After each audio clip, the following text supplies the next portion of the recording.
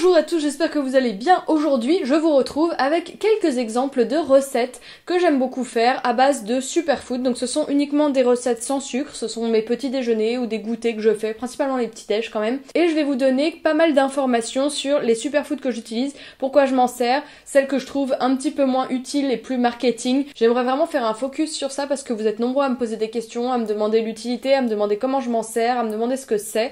Donc comme ça, je pourrais vous renvoyer vers cette vidéo avec toutes les explications. Dans cette vidéo, j'ai utilisé les superfoods de Kiki Health qui sont disponibles sur Nuo. D'ailleurs, cette vidéo est sponsorisée par Nuo. Merci Nuo, parce que c'est une vidéo que je voulais faire depuis super longtemps et être un petit peu plus précise sur les superfoods. Et c'est des questions que vous me posez aussi beaucoup sur les réseaux sociaux. Et quand je partage mes petits déj sur Instagram, suivez-moi sur Instagram, il y a pas mal de questions sur comment je m'en sers, à quoi ça sert. Donc je suis contente de pouvoir faire cette vidéo en partenariat avec Nuo. On va commencer avec une superfood que j'utilise quasiment tous les matins. Là j'utilise en cure, mais bon voilà, faut s'arrêter hein, comme quand on fait un peu des cures comme ça de boost, il faut pas non plus rester pendant plus de 2 mois à consommer les superfoods, sinon après l'organisme s'habitue et ça ne fait plus l'effet voulu. Il s'agit de la maca. Alors qu'est-ce que la maca? Cultivée sur les hauts plateaux des Andes à plus de 3500 mètres d'altitude, la maca est une plante originaire du Pérou, et c'est une plante qui était donnée aux soldats avant la bataille pour qu'ils aient un regain d'énergie, donc c'est pour ça qu'on la consomme, et moi je m'en suis servi justement dans une petite recette de chocolat chaud que je vais vous partager,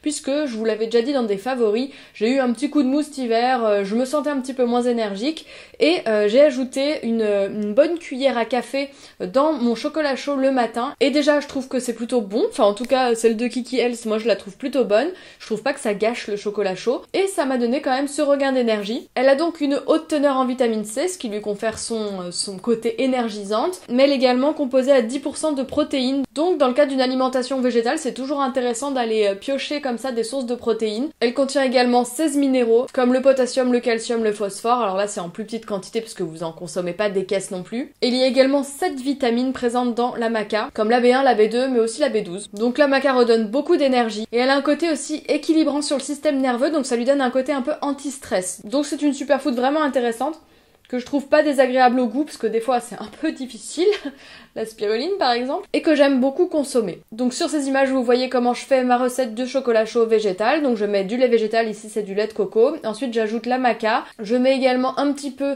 de sel rose de l'Himalaya, d'épices, et je râpe un peu de fève tonka pour vraiment parfumer le tout, et évidemment j'ajoute à tout ça le cacao qui également peut être considéré comme un super ingrédient. Ils en ont aussi chez Kiki Health, donc celui-ci est d'origine péruvienne. Pour le coup il a vraiment une teneur en magnésium qui est non négligeable, il en contient 500 mg pour 100 g, donc là c'est un pot de 150 g pour info. Donc c'est vraiment un des aliments les plus riches en magnésium. Donc le magnésium c'est bon pour la relaxation musculaire, mais également pour les transmissions nerveuses, donc c'est aussi très bien pour le système nerveux. Donc le petit combo cacao maca le matin, c'est vraiment bien pour vous donner de l'énergie pour la journée, mais aussi pour tempérer un petit peu votre système nerveux. Il a également de nombreux antioxydants, des nutriments, comme le magnésium, le calcium, le potassium, le phosphore, et c'est également un très bon antidépresseur naturel, puisqu'il contient des molécules anxiolytiques qui favorisent la production d'endorphines. Et moi je le savais pas du tout, mais en faisant mes recherches, j'ai aussi appris que c'était assez riche en fibres, puisque pour 100 g de chocolat noir par exemple, on a 10 g de fibres, donc c'est pas mal pour le transit aussi. Donc évidemment à consommer cru et brut de préférence, parce que quand on consomme du chocolat noir en carré, forcément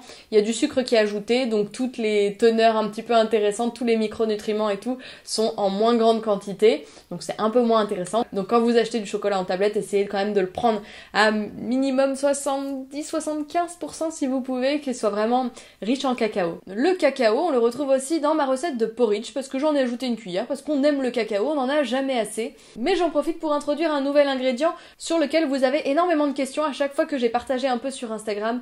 N'hésitez pas à me suivre sur Instagram. Il s'agit de la poudre de psyllium. Donc le psyllium c'est quoi? C'est une petite graine, ça ressemble un peu à des graines de lin, etc. Donc celui de Kiki Health est moulu vraiment en très fine farine, et souvent ça peut être utilisé un petit peu comme agent texturisant dans un gâteau, pour gélifier un petit peu des préparations, etc.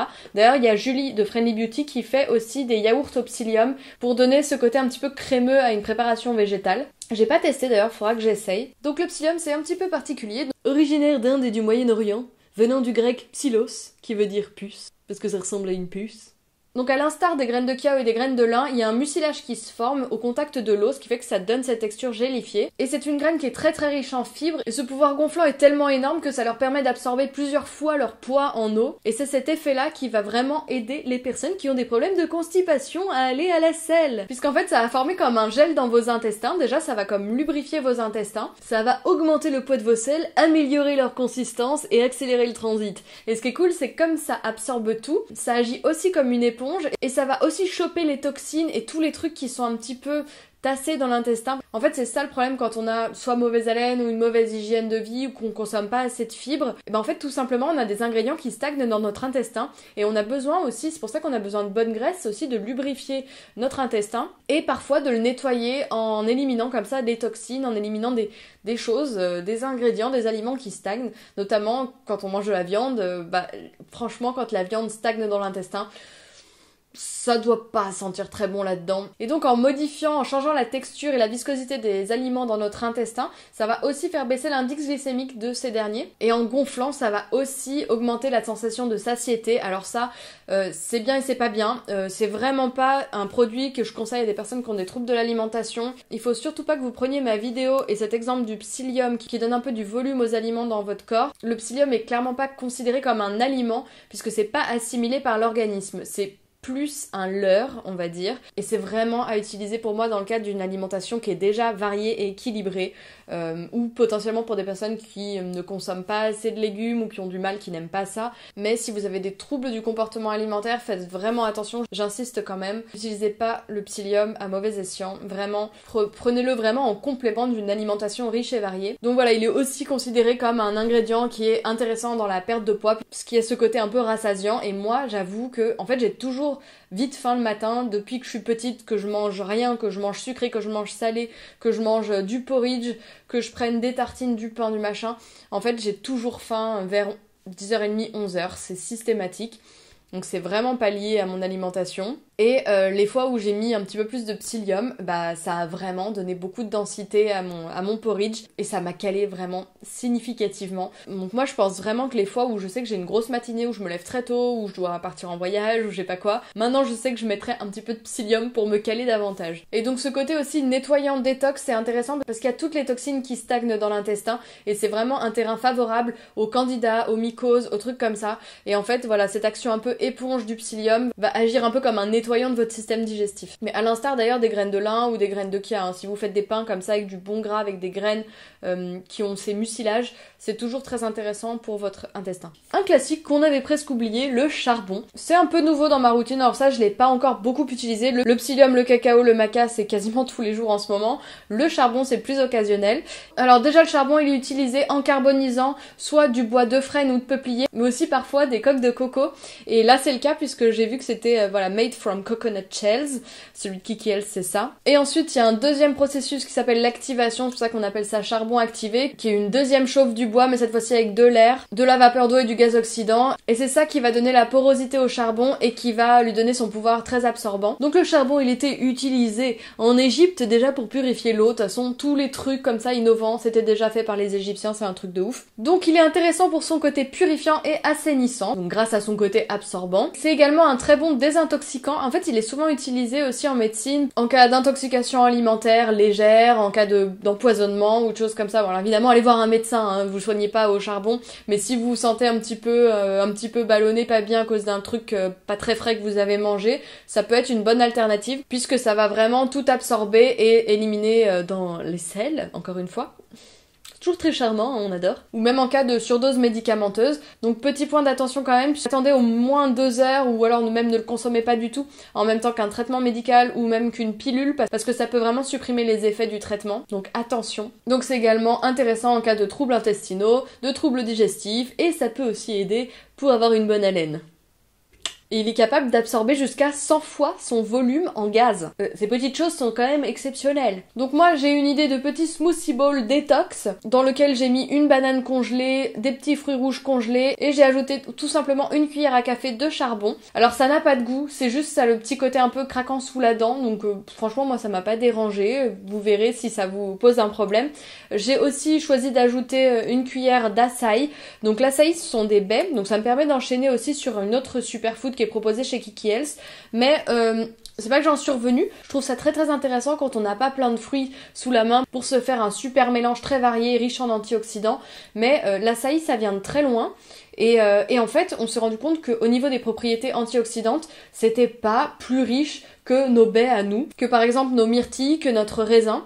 Et je pense que c'est aussi intéressant de pas aller chercher certains ingrédients à l'autre bout du monde. Je vous dis ça aussi, voilà, c'est valable pour le cacao, c'est valable un peu pour beaucoup de superfoods. Donc c'est un point assez intéressant d'utiliser aussi avec parcimonie ces choses-là et d'utiliser quand même au maximum les produits qui sont disponibles sur nos terres. Donc par exemple dans mes recherches, selon une étude américaine, le pouvoir antioxydant d'un jus d'açaï serait inférieur à celui d'un jus de grenade, de raisin ou de cerise noire. Mais c'est quand même plus élevé qu'un jus d'orange ou une pomme. Donc voilà, si vous cherchez vraiment des antioxydants dans des fruits, dirigez-vous vers nos myrtilles, nos mûres et nos fraises. Mais quand ces fruits-là ne sont pas chez nous en hiver, vous pouvez toujours avoir toujours vos petits bocals d'açaï pour un peu booster certains de vos smoothies en hiver si vous avez envie de ces antioxydants et de ces saveurs. Et on passe ensuite à la dernière superfood. Il s'agit de la spiruline. Alors elle est disponible soit en poudre, donc qui est dans un mélange qui s'appelle Organic Blend, où il y a un mélange de spiruline et de chlorelle. Sinon elle est aussi disponible en comprimé, en petits comprimés à consommer comme ça en cure. Et moi ça a été hyper bénéfique pour mes cheveux, ça les a fait pousser mais genre hyper vite. Et comme j'aime pas trop le goût de la spiruline, même pas du tout, c'est vraiment pas mal de la consommer en comprimé pour ma part. Sinon il y a ce mélange là que j'ajoute par petites touches dans des green smoothies, dans des smoothies verts où je mets donc une banane congelée. Souvent je mets des feuilles d'épinards ou quelques branches de céleri et ça me fait un mélange très rafraîchissant mais où on sent bien la banane et qui vient sucrer et donner ce côté crémeux et gourmand. Donc la spiruline, qu'est-ce que c'est? C'est une algue bleu-verte qui existe telle qu'elle depuis 3 milliards d'années. C'est vrai à chaque fois, hein, les infos à la con que je vous mets là, c'est des vrais trucs. Hein. Qui est donc très faible en calories, donc elle va pas vous donner d'énergie. Elle a beaucoup de nutriments, mais en faible quantité, donc ça c'est pas forcément pour ça qu'on va la consommer. En revanche, elle est très riche en protéines, entre 55 à 70% de sa composition sont des protéines. Donc en gros, ça fait 3 grammes de protéines pour 5 grammes.